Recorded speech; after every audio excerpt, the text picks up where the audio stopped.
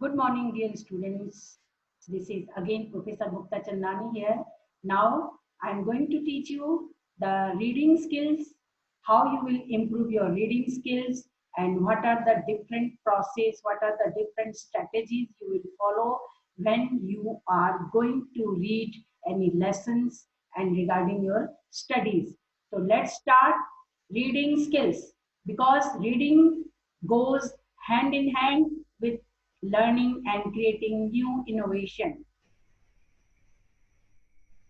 and new ideas. So let's start the reading skills. The first of all, the reading habits. First of all, I am going to explain what is reading habits. आप जब भी कोई lesson को read करते हैं तो उसके लिए आपको किन किन हैबिट्स का किन किन बातों का ध्यान रखना पड़ेगा उसके बारे में मैं आज आप लोगों को डिटेल स्टडी बताऊंगी because Journal of Social Sciences 2014 stated that the involvement of parents is instrumental in developing good reading habits in children. हमारे पेरेंट्स के अगर उनकी हैबिट्स है रीड करने की तो नेचुरली बच्चों में भी वो रीडिंग करने की हैबिट्स आ जाती है क्योंकि जर्नल्स ऑफ सोशल साइंसेज 2014 में यही चीजें उन्होंने बताई है कि रीडिंग स्किल्स कैसे डेवलप किया जा सकता है. How to develop your reading skills. आपको जब भी रीड करना है कोई लेसन तो आपको पूरा समय लगाना पड़ेगा यानी कि डेडिकेट टाइम टू रीडिंग. जब भी आप कोई चीज पढ़ते हैं तो आपको उसमें कुछ समय तो लगाना ही अवश्य पड़ेगा. जैसे कि अगर एवरी डे हम जब बेड टाइम में जाते हैं जब हम अपने सोने के लिए जाते हैं तो हम कुछ ना कुछ हमको रीड करना बहुत जरूरी है.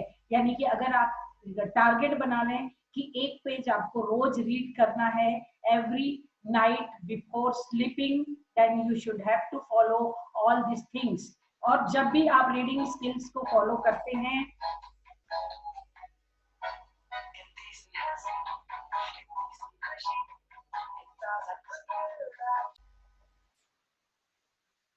तो जब भी आप बेड टाइम में जाएंगे स्लीप करने के लिए तो आपको ये रीडिंग हैबिट्स को फॉलो करना बहुत जरूरी है. और जब भी आप रीडिंग को फॉलो करते हैं तो उसको फिंगर्स यानी कि अपनी फिंगर्स से वन बाय वन उसको रीड करते जाएं और समझते जाएंगे तो आपको प्रोनाउंसिएशन भी आपका क्लियर होता जाएगा और उन शब्दों से आप फैमिलियर भी हो जाएंगे. नेक्स्ट में हम आते हैं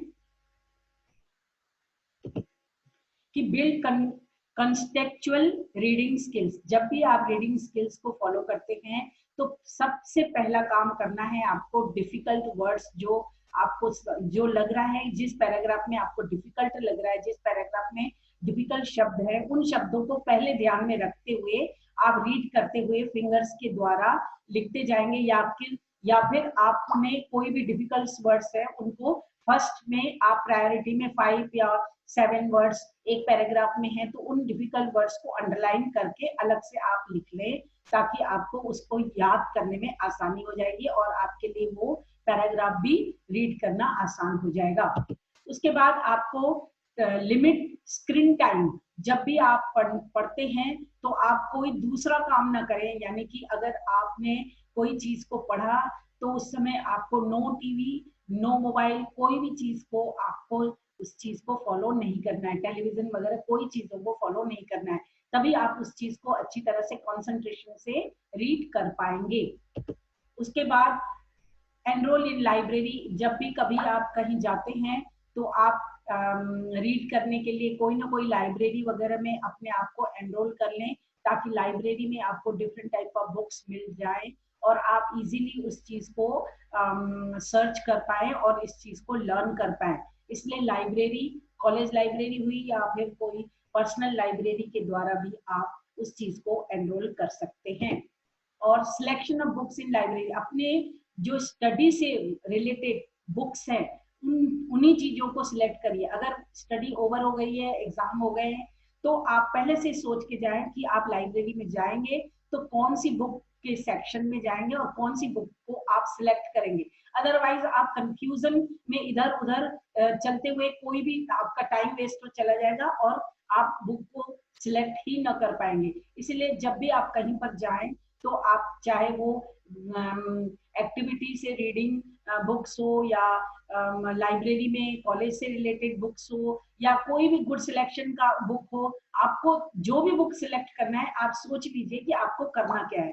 इसलिए जैसे ही आप चीजों को सिलेक्ट करेंगे आपकी हर रीडिंग, हर सिलेक्शन आपका आसान हो जाएगा।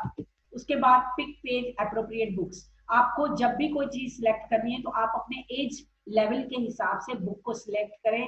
जब भी कोई चीज को सिलेक्ट करना है आपने आपको अगर 18 इयर्स के हैं तो 18 इयर्स के एज ग्रुप के हिसाब से बुक सिलेक्ट करें। अगर आप 10 इयर्स 11 इयर्स के हैं 9 इयर्स के हैं तो आप उसके अकॉर्डिंग बुक्स को सिलेक्ट करें। इस तरह से आपका टाइम भी सेव होगा और आप उस चीजों को एनकरेजमेंट के द्वारा उस चीज को इंटरेस्टिंग से एंजॉय करते हुए रीड कर पाएंगे। Lead by example, be creative. जब भी आप कोई चीज को बुक को रीड कर रहे हैं तो उस चीज को क्रिएटिव बना लें।